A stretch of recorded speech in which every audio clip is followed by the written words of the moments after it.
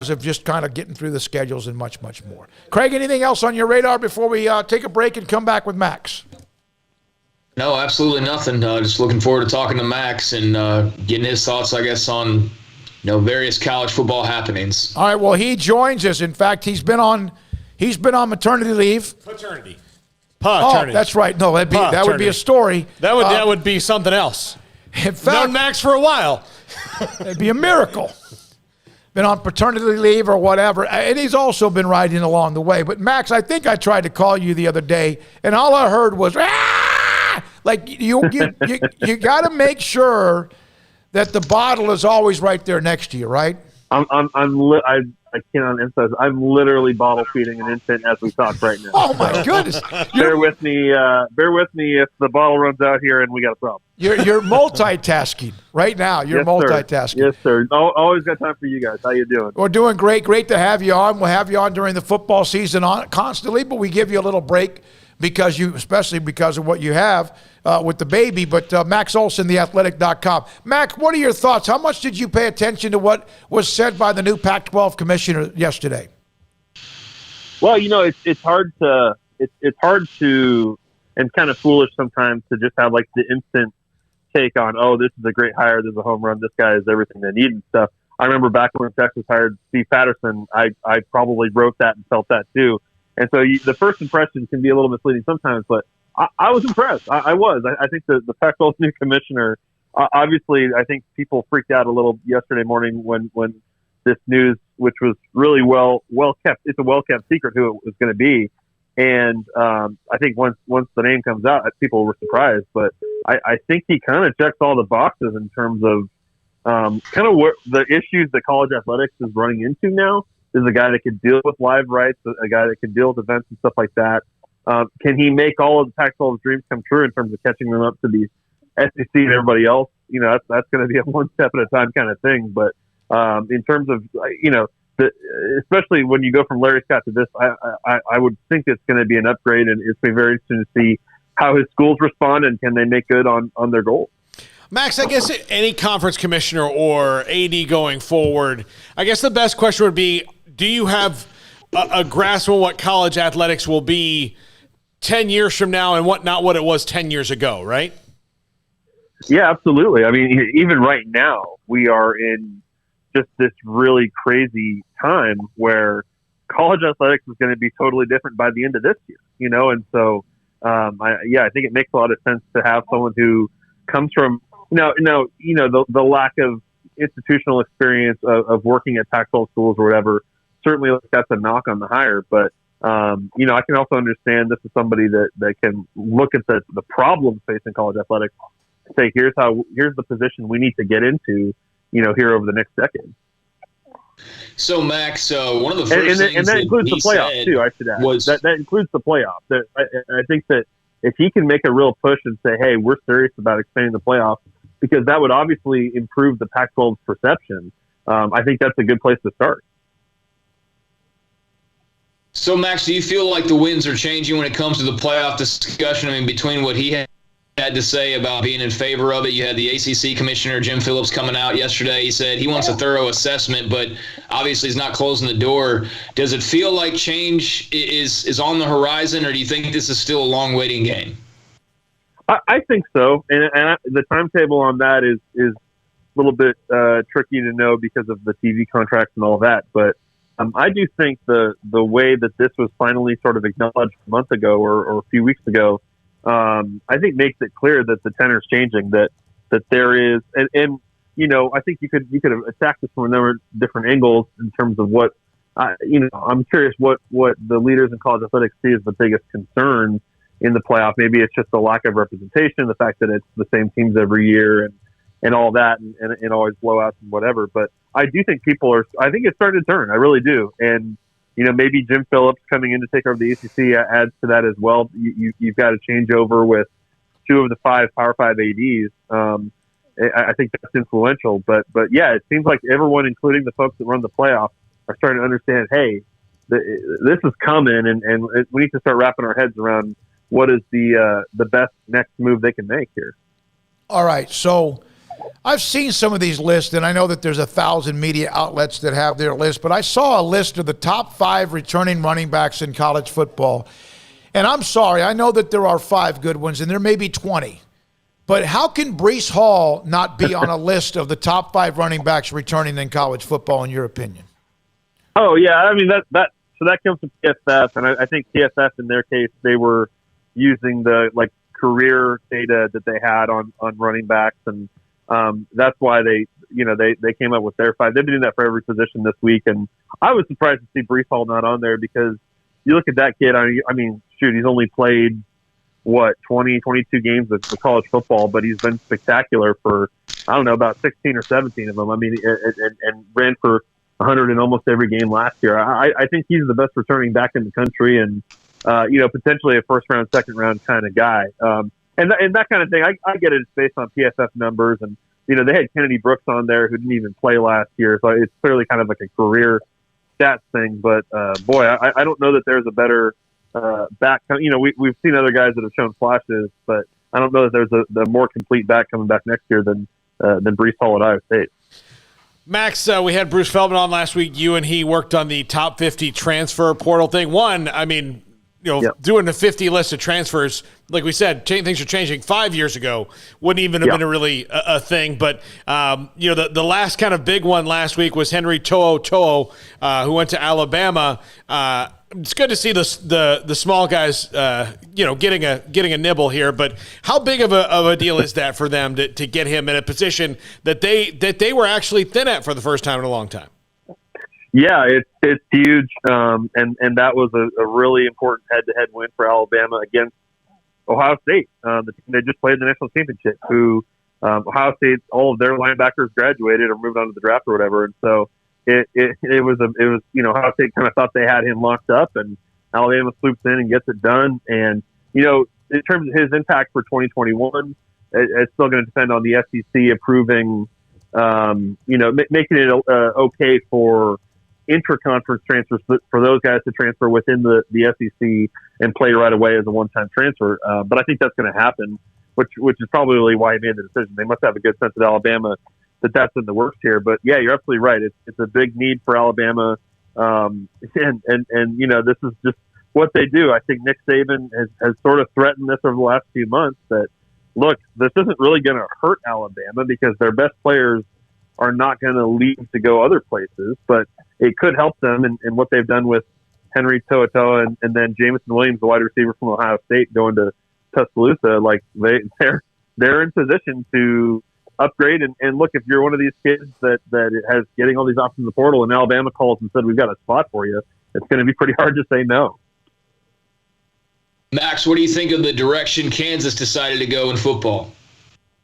Yeah, I really like it. I think that honestly, this is the kind of hire that I wish Kansas had made 2 years ago instead of going with a retread with Les Miles. I think that Lance Leipold, is sort of exactly what they need now. That doesn't mean it's going to happen fast because certainly they're still far away from even being an 85 scholarships and being consistently competitive with even the bottom half of the Big 12. But I think a guy with Midwestern roots who has a clear identity of having, good run offenses, playing good defense, a sound disciplined program. I think that they're going to be really good at evaluating talent in the Midwest, similar to what we've seen with Iowa State. Certainly we've seen it work at Iowa State. So, I think this is kind of a year zero for them, the fact that you come in after spring ball. But I think Lance Leipold and the staff he put together, going 50% of Buffalo guys and 50% retained guys, I think made sense for the situation there. If I were a Kansas football fan, I'd be very encouraged that in the next few years that they can get this thing back on the right track. Have you, is it me, but it seems like there are some schools that are getting the same players from the same schools. Like USC's had a couple of 2 or 3 guys from UT. Oklahoma had a 3-pack from Tennessee. Yeah. The bigger school, like Alabama, how in the world, Max, Alabama gets a kid from, what was it, Paul, Ohio State? Is that Tennessee? I mean, golly, they need more help. But is the transfer portal, in your opinion, doing what it's supposed to do?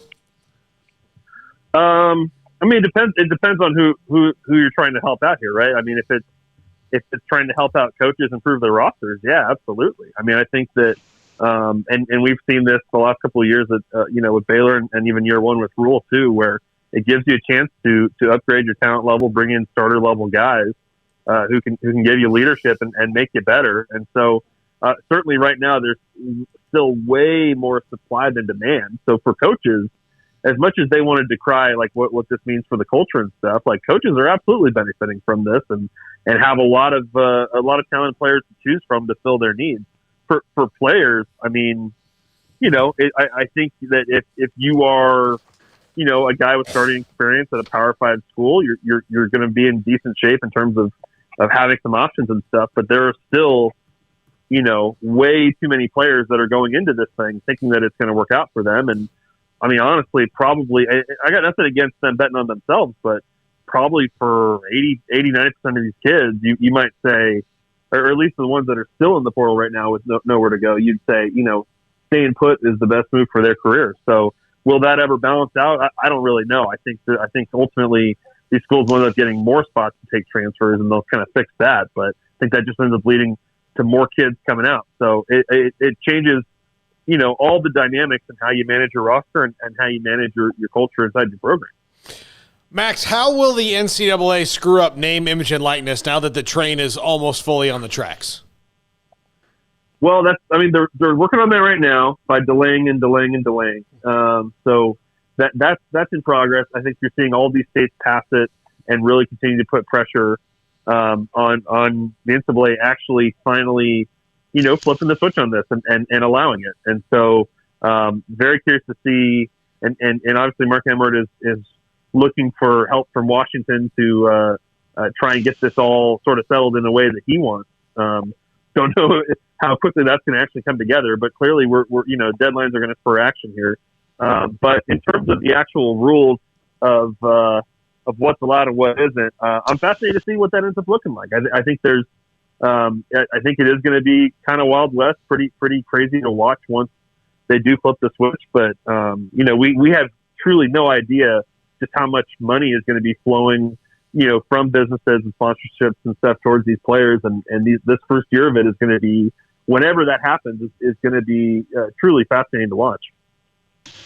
Max, not wanting to bring the mood down, but there have been a couple of pretty high-profile passings in college football here as of late. Jake Ellinger last week and Colt Brennan as well. Just your thoughts on either or both of those young men, and if you ever crossed paths or just memories. I know Colt Brennan for many people was like, hey, the video game guy and the Hawaii offense and all that. Your thoughts on those two guys? Yeah, really, really tragically sad. Colt Brennan, absolutely was, one of those guys that made you stay up late watching college football, because of what they were able to do at Hawaii.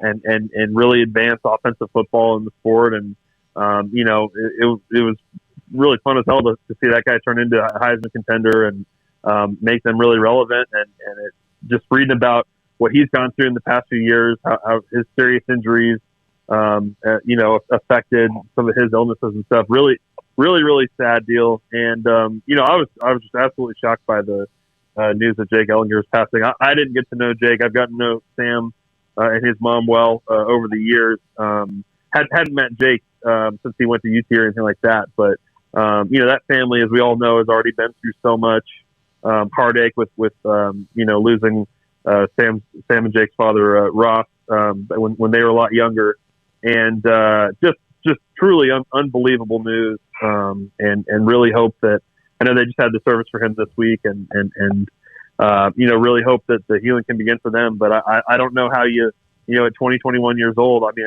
it's just unthinkable and so sorry that their family is going through this once again.